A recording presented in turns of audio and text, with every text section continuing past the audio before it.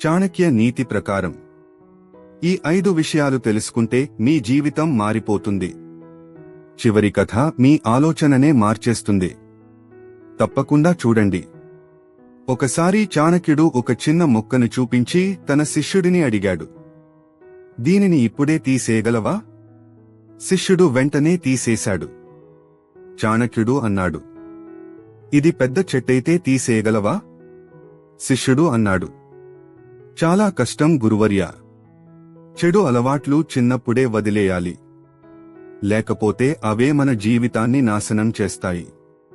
ఒక వ్యక్తి నది దగ్గర నీళ్లు తాగడానికి చాలా కష్టపడుతున్నాడు. శిష్యుడు అడిగాడు, ఇతనికి ఎందుకు ఇంత కష్టం? చాణక్యుడు అన్నాడు, సమయం ఉన్నప్పుడు కష్టం చేయలేదు, ఇప్పుడు బాధపడుతున్నాడు. సమయాన్ని వృధా చేసేవారు జీవితంలో వెనకబడిపోతారు. ఒక ధనవంతుడు చాణక్యుడిని అడిగాడు, నాకు డబ్బు ఉంది, కానీ శాంతి లేదు ఎందుకు? చాణక్యుడు సమాధానం ఇచ్చాడు, డబ్బు మాత్రమే సంతోషం ఇవ్వదు. ఒక శిష్యుడు అడిగాడు, గురువర్యా, విజయానికి ముఖ్యమైనది ఏమిటి? చాణక్యుడు అన్నాడు, సంకల్పం. నిర్ణయం బలంగా ఉంటే ఎలాంటి కష్టమైనా జయించవచ్చు. చాణక్యుడు చివరగా అన్నాడు, జీవితంలో ఎదగాలంటే ఈ 3 గుర్తుంచుకో. చెడు అలవాట్లను వెంటనే వదిలేయాలి, సమయాన్ని వృధా చేయకూడదు, జ్ఞానం ఎప్పుడూ సంపాదించాలి. ఈ 5 చాణక్య నీతుల్లో మీకు నచ్చింది ఏది?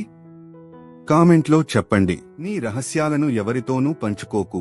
ఈరోజు నీతో ఉన్నవాళ్లు రేపు నీకు వ్యతిరేకంగా నిలబడవచ్చు. గుర్తుపెట్టుకో, నీ బలహీనతలను ఎవరికైనా చూపిస్తే అదే వాళ్లకు ఆయుధం అవుతుంది. చంద్రగుప్త మౌర్యుడికి ఆయన గురువు చాణక్యుడు రోజూ భోజనంలో విషం కలిపేవారు. అది ఆయనను చంపడానికి కాదు, శత్రువుల విష ప్రయోగాల నుండి కాపాడటానికి. అవును, చిన్నప్పటి నుండే కొద్దిగా విషమివ్వడం వల్ల చంద్రగుప్తుడి శరీరం ఏ విషాన్నైనా తట్టుకునేలా తయారైంది. చాణక్యుడి ఇలాంటి తెలివైన వ్యూహాల వల్లే మౌర్య సామ్రాజ్యం చరిత్రలో నిలిచిపోయింది. మరిన్ని ఫ్యాక్ట్స్ కోసం తెలుగు జ్ఞాన నిధిని సబ్స్క్రైబ్ చేసుకోండి. ఆచార్య చాణక్యుడి ప్రకారం మనకు కష్టం వచ్చినప్పుడు లేదా అనారోగ్యం పాలైనప్పుడు మన పక్కనే ఉండేవారే నిజమైన స్నేహితులు. అలాగే కరువు కాటకాలు వచ్చినప్పుడు, శత్రువుల నుండి ఆపద కలిగినప్పుడు ఎవరు మనల్ని విడిచిపెట్టకుండా ఉంటారో వారే అసలైన హితులు. అంతేకాదు, మన మరణ సమయంలో కూడా మనతో ఉండేవారే నిజమైన బంధువులని చాణక్యుడు చెప్పారు. ఇలాంటి మరిన్ని జీవిత సత్యాల కోసం ఇప్పుడే తెలుగు నీ జీవితాన్ని నాశనం చేసే 3 మంది గురించి తెలుసా? చాణక్యుడు ఈ విషయాన్ని చాలా కాలం క్రితమే చెప్పాడు. మొదటివాడు అబద్ధాలు చెప్పేవాడు. మొదట చిన్న అబద్ధం, తర్వాత పెద్ద మోసం. అతను నీ నమ్మకాన్ని పూర్తిగా నాశనం చేస్తాడు. రెండోవాడు అవసరం ఉన్నప్పుడు మాత్రమే దగ్గరయ్యేవాడు. నీ దగ్గర ఉన్నప్పుడుగా మాట్లాడతాడు, కాని పని అయిపోయాక నిన్ను వదిలేస్తాడు. మూడోవాడు నీ ముందే నవ్వుతూ వెనకనుంచి నిన్ను ద్రోహం చేస్తాడు.